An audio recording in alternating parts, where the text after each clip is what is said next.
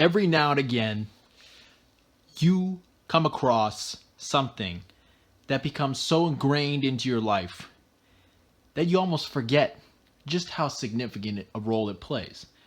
And that could not be further from the truth in regards to something that you've probably seen in every single one of my videos, aside from a few. Let's just say 90% of my videos. Can you guess what it is? Yeah, my watch. The watch I wear in 90% of my videos that on my channel is an Android Dive Master Enforcer T-100. I love this watch. I've had it for almost 4 years, and I honestly can't get enough of it.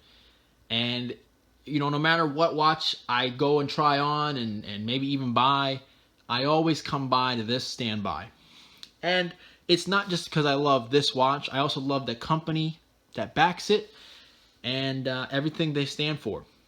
So, who makes it? Well, you might say, let me go online and look up Android watch, and I'll find the company that makes it, right?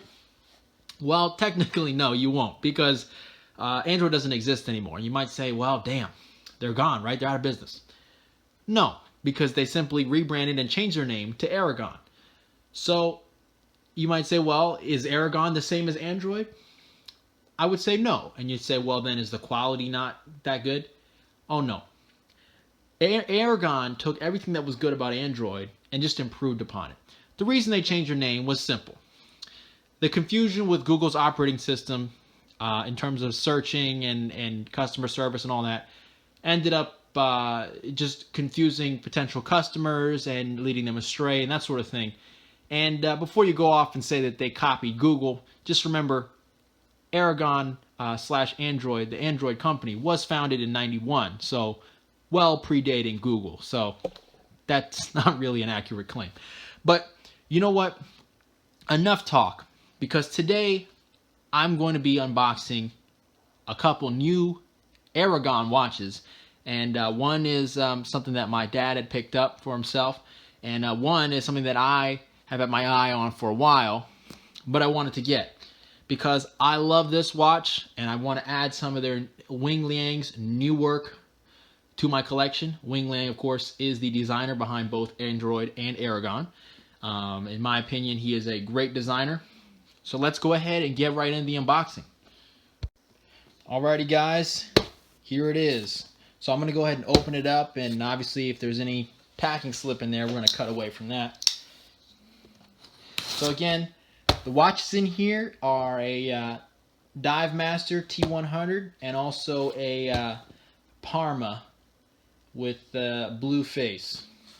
Also a Tritium. Both are Tritium. I'm a big fan of Tritium. I don't know if you know this, but one of the other watches I did review on my channel is a Tritium dive watch as well. I'm a real fan of Tritium. I don't know if you can tell that.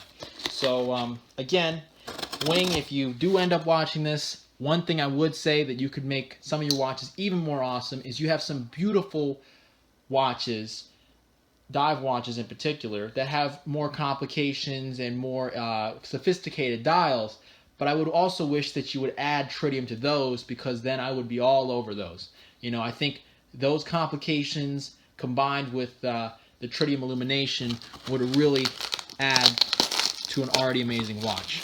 So let me go ahead and, alright, there they are. Brand new in box, well packaged, not a lot of movement here. And oh man, those are nice boxes here. Nice cardboard to buffer them. Alright, so we don't know which one's which, but we'll take a look at this first one. Again, I really love their new boxes. Back when I bought my Android, it just came in a nice but still cardboard box, and these are padded with like a nice faux leather and padding material. As you can see, the impression of the Aragon logo here, very nice. Okay, there is what I believe to be the Dive Master. Yes, so my dad ordered a Dive Master T-100 in black, so we'll take a look at that first.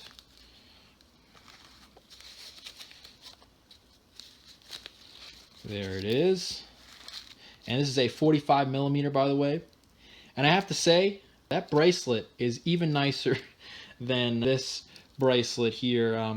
Again, this being my dad's watch, I'm not going to mess with it too much. But one of the things that I do like, which is a reason why I wanted to get one of these new Parmas, in addition to wanting to support, Wing Liang and his amazing new company, is, of course, the added complication of a day as well as the date.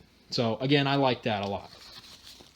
Let's put this back. Let's go ahead and take a look at my watch, which is the Parma, which I might add, I got the sapphire crystal upgrade on. So I'm pretty excited about that, since this dive master here, Enforcer, has a mineral crystal, which, although is okay, the number of times I've forgotten to take it off while working on my car or something scratched up the crystal pretty bad. Okay, here it is. And I think, what's this here? Oh, okay, I'm guessing this is the, yeah, let me see. I'm guessing this is the old crystal. So let's see what this says here. Got a warranty card. Got your silica gel, obviously. And got your manual. Standard stuff. Let's remove this paper here. Padding. Let's take a look.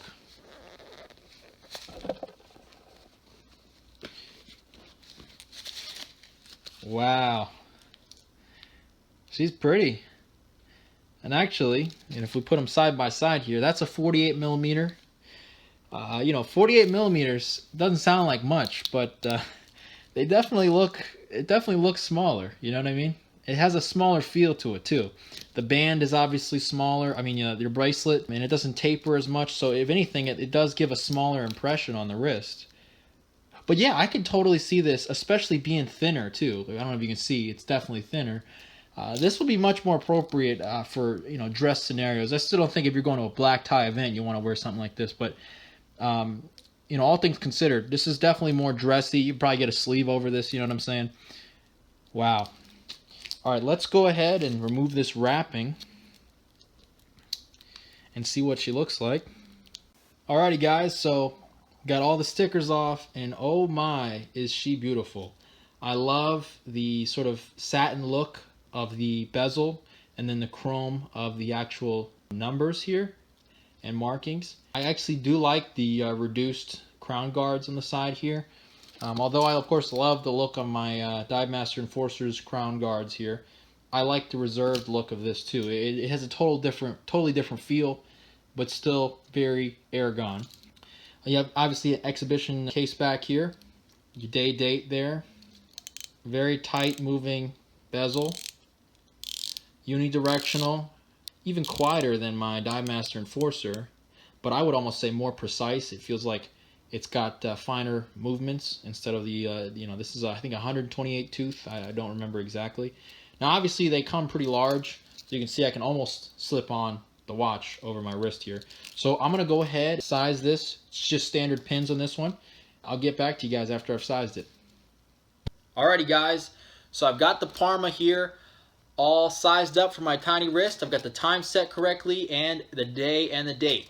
So now let's go over a comparison between an Android Dive Master Enforcer T-100 and the Parma from Aragon with the 14 tritium tubes.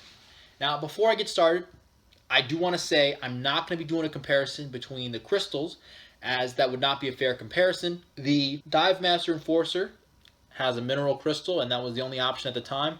And I paid extra, $106 extra, which, by the way, I must add, is a great deal for a crystal upgrade for the sapphire crystal. If you're thinking about getting a Parma, definitely check out and consider the sapphire crystal upgrade for only $106, shipped to you, installed, so you're no worries, no stress, no mess. It's installed and you're good to go.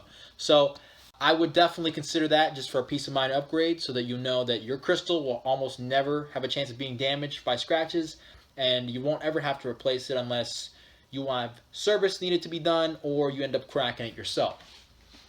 With that being said, let's go ahead and get into the comparison between your Android Dive Master Enforcer and your Aragon Parma T-100. So, first improvement that I want to say is that, oh, let me add also, both watches I was able to get for the same price. So when I bought this 4 years ago, it was on sale. I think it was normally $500 to $750. I got it for $182 on sale. The Parma over here, I think, is standard price of, I want to say $500. I got it for $187. So pretty much the same price. I mean, we're talking a $5 difference here.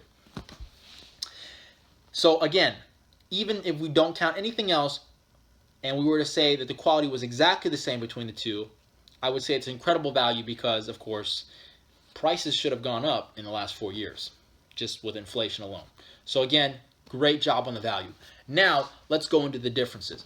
So I think Wing, when transitioning from Android to Aragon, has not only taken the essence of Android and sort of brought it along and improved it, but he's taken all the good qualities about it and grown them even more, and taken the areas needed for improvement and he's improved them. So for example, let's go over the Bracelet Lug Connection first on the Android.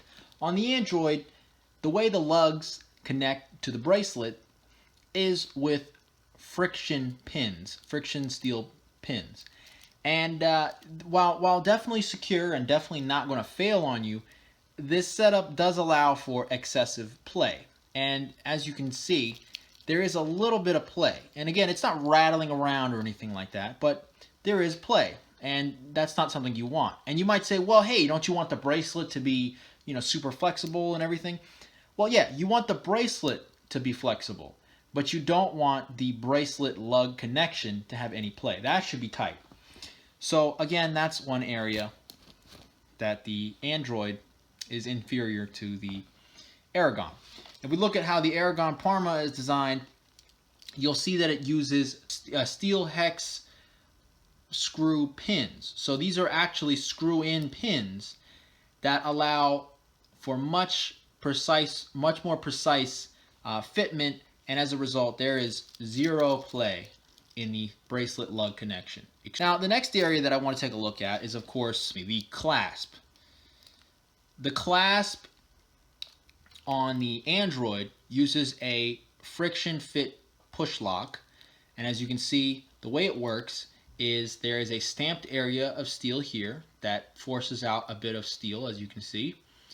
And then on this end, there is basically a machine section there where it's hollow that allows the two halves to flex inward.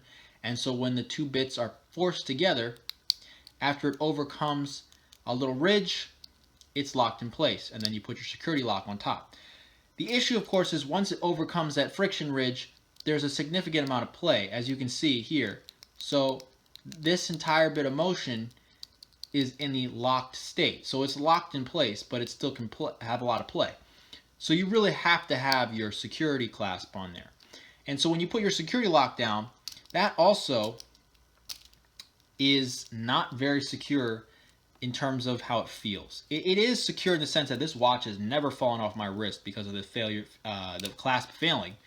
But the overall sensation, it doesn't give you a very good reassuring feeling when you push down that security lock. Because again, the way this works is there are machined nubs that are pressed in from either side on the inside of the security lock bar, and then they interface with drilled holes on either side of your clasp. Well, the problem is that relies on the spring tension of the lock bar itself, which is not super springy, obviously. And as a result, it's kind of mushy feeling. It doesn't really feel that secure. And so although it is secure, it doesn't really give you a very good boost of confidence in terms of locking up the bracelet.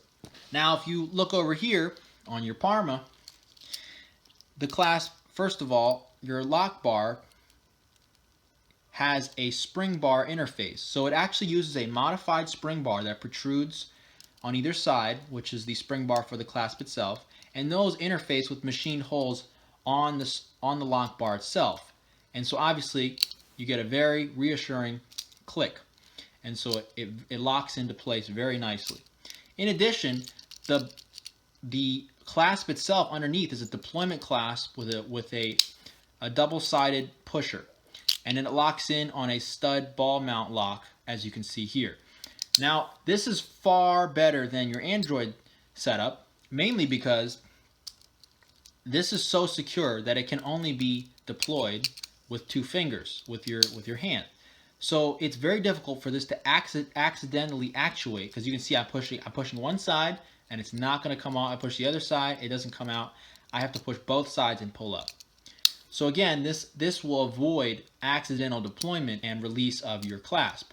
So this is a secure enough locking mechanism that you don't really need your security lock. That is literally just there for security. Whereas on your Android, I would be terrified. I would never wear this watch if the lock bar was broken or missing, because this is just not enough to hold the clasp together. Whereas on your Aragon, this is perfectly adept at holding the watch together. So that is a definite plus for the Aragon. In addition, if we look at the connection point in the clasp here, I'll lay them both out. I'm trying to get them on camera.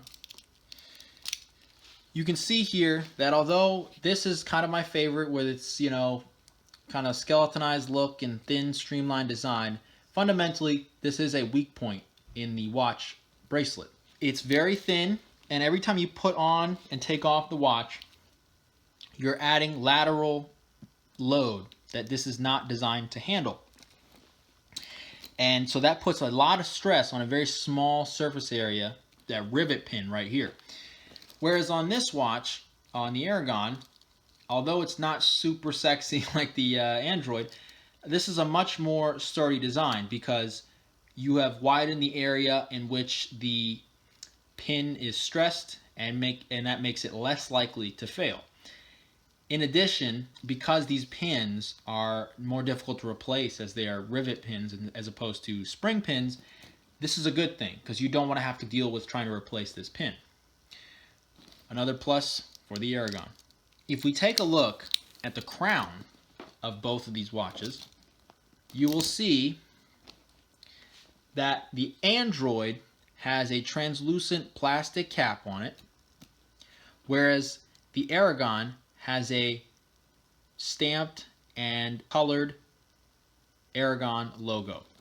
Now, although I'm partial to the translucent look of the Android here with the really cool translucent look that sort of just shines in the light, the reality is that's going to be far less durable, have far less longevity than this stamped colored look.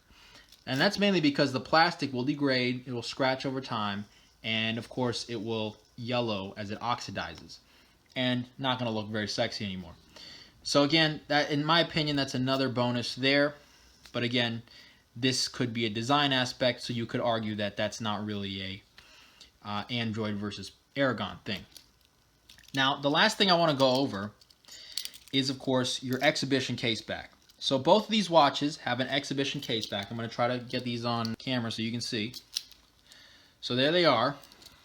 The difference isn't that the viewing window on the exhibition case back is any bigger or smaller in one or the other. It's more that the ridge gap between the case back and the case is much larger on your Android than it is on the Aragon. And that might seem like an insignificant difference, especially considering, you know, when you go bringing it, when you send it in for service, you know, they're going to clean it when you're using the watch and it's all sealed up. It doesn't matter if dirt gets in there. The issue is that when you have a larger gap in there between your case back and your case, that allows dirt and oil and hair to get in that little tiny gap. And that makes it dangerous when it's sent in for service, because every time the case back is open for service, there's a risk that that trapped material could now get inside the case. Now, obviously, they're going to blow that out and clean this out as best they can before they open it up. But nonetheless, that's still a risk that is not necessarily worth taking if you can avoid it. So another plus for the Aragon with its tighter tolerances on the case back. So, you know, in conclusion, all in all, I really do like the Android, and that will always be one of my favorite watches of all time. But, you know, Aragon and what Liang is doing with his new stuff, I think is excellent, and in many ways is a step ahead of a lot of the old Android designs. And that's not to say that you shouldn't go out and buy yourself an old Android watch if that's what you really like. You know, I might be trying to do that at some point. But at the same time, I would definitely give his new Aragon watches a chance, because from what I can see so far, I'm pretty impressed. So thanks for watching, guys. If you liked the video, get subscribed, hit like. If you have any questions or comments, leave them below. I will leave the links for this watch as well as Aragon's home site in the description. And yeah, stay tuned for more great content. And I will be reviewing this watch definitively in a couple weeks when I've had more time to use it and sort of work it into my cycle. In addition, I will be doing a full review on a long overdue full review on the Android Dive Master Enforcer, since I've had the watch for 4 years now.